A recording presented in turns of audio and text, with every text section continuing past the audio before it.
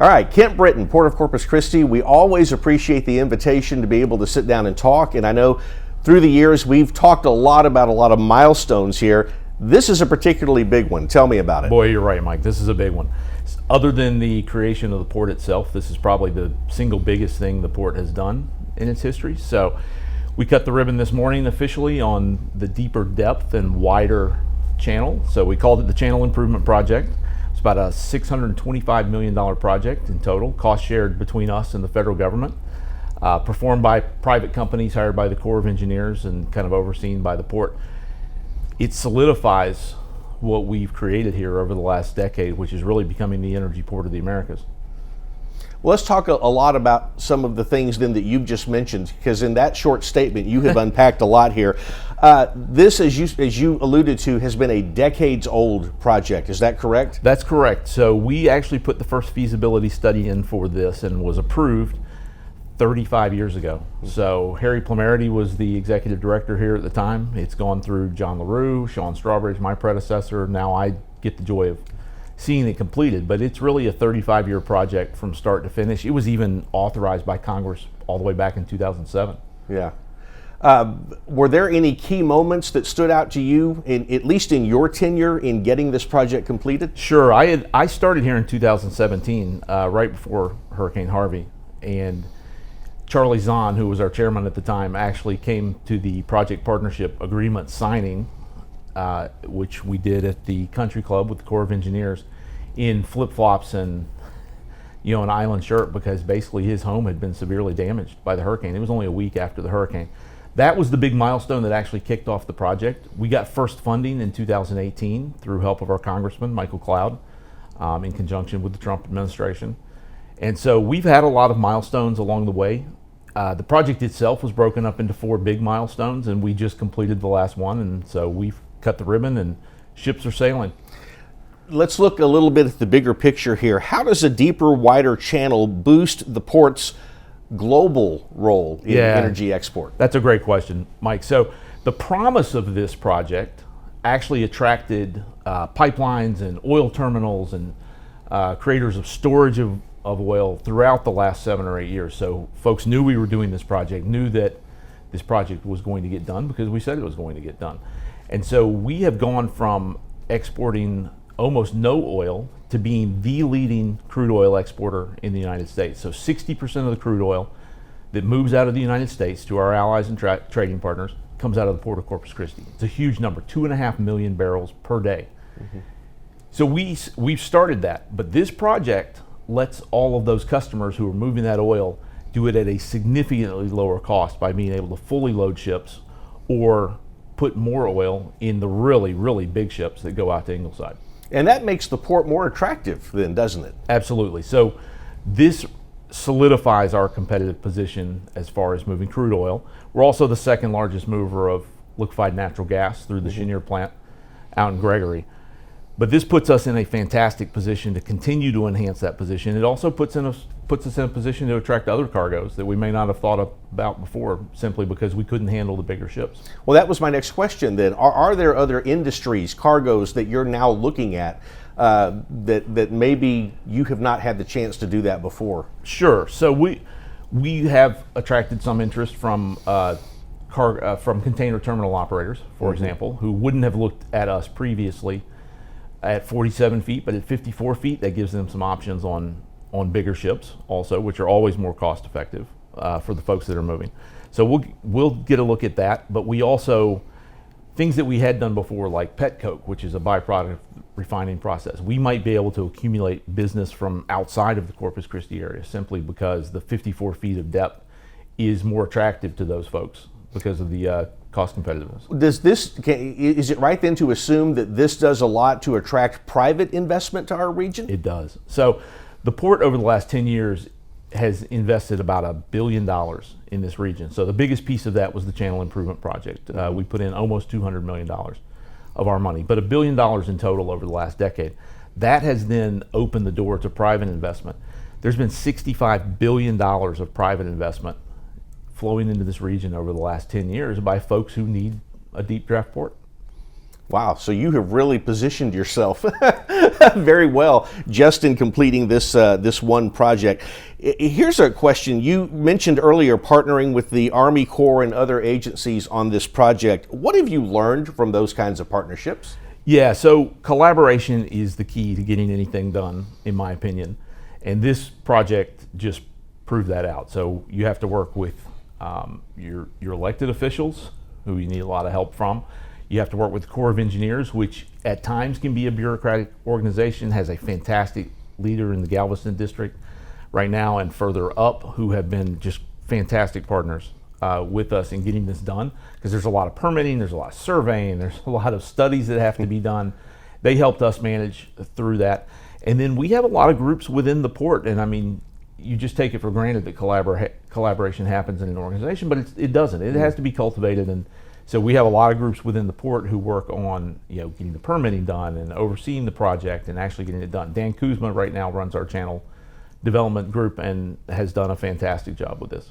Yeah, you have to work at the work, I think is the way somebody told me one time. It's a great way to say it. Here's a question that I know is going to be on the minds of a lot of our viewers. How is the port balancing increased traffic with protecting the local environment? Because you've had some initiatives there, I know. We have. So we have a very robust environmental team. We set high environmental standards for ourselves. We're not a regulatory agency, so we have to kind of lead by example. We do have things in our tariff, though, that we expect our customers to do. The cool thing about this project, though, is by allowing bigger ships in here, we actually have fewer ships.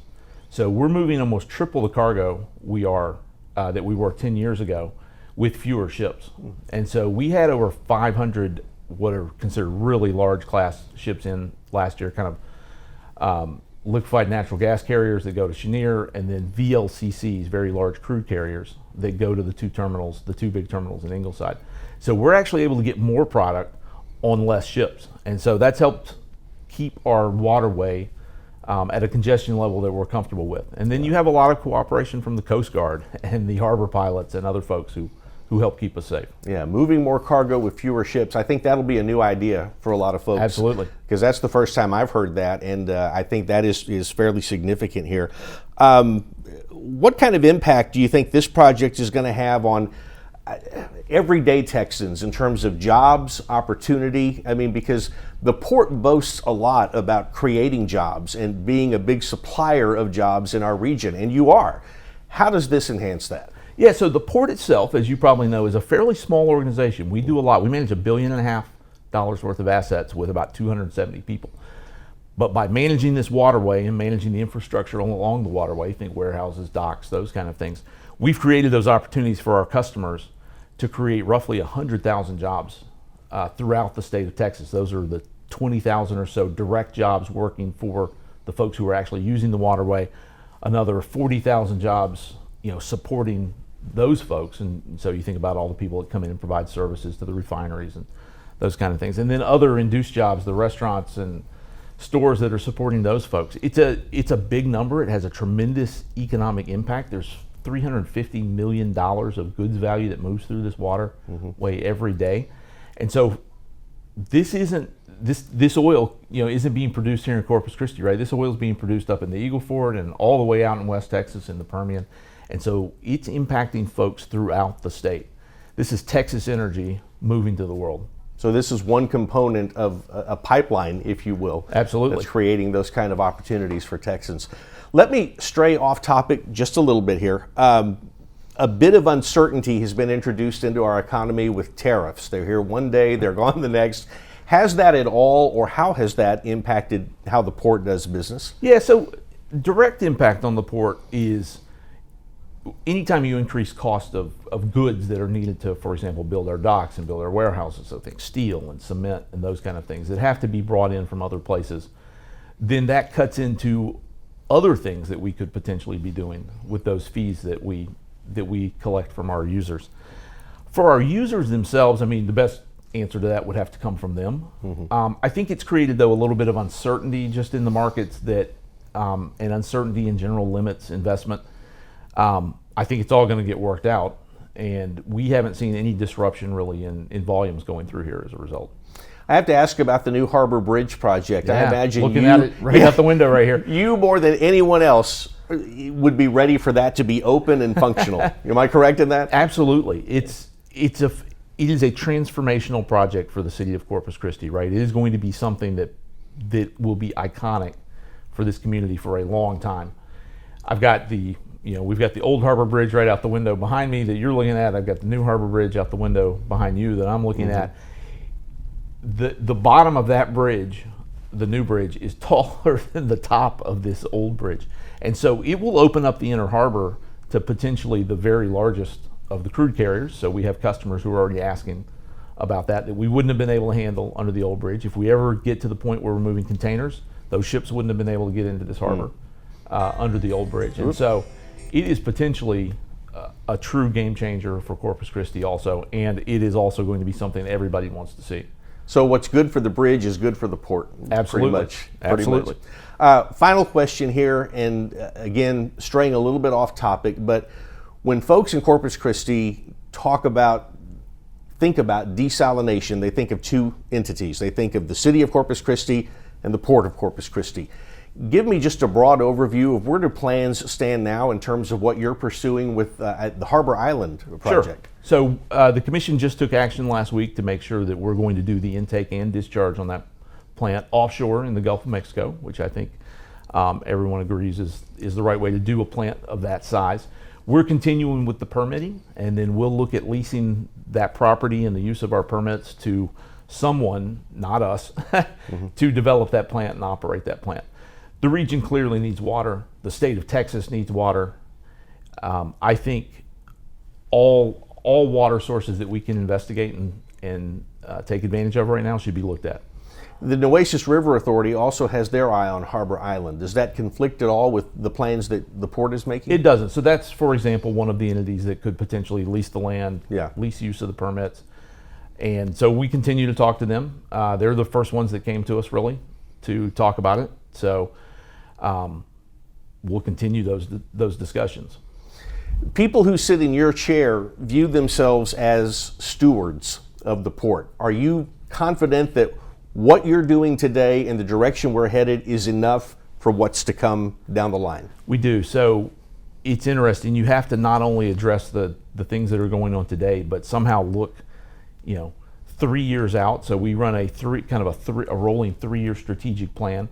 But you also have to then look at 25 years out and 50 years out, and what are the needs going to be? And for example, we've acquired some land out near Robstown, and we're going to look at an off-site rail yard, for example, that isn't needed today, but we can see already by the congestion that's in the port will be needed in future decades. We're doing the same thing with the channel. We're doing 2 channel studies now, one at the La Quinta channel and the other for an additional turning basin here for the inner harbor. Things that aren't necessarily needed today, but will be needed as we go forward. I consider this the best job in the entire world, and getting to steward this asset and drive this ship forward, for lack of a better term, is such a great honor. Well, we wish you continued success, because again, the port's success is this region's success, and we see the two tied together so well. Anything else you want to add? No, it's just, like I said, it's a real honor to lead this organization. I think this community continues to grow and has such fantastic potential ahead of it. This channel project, which isn't really seen above the ground, right? It's below the water. And this bridge that's sitting right here, which is seen above the ground, are just 2 symbols of all the great things we've got going on down here in the coastal bend. Good stuff. Kent Britton, thanks so much for your time. Thanks for being here.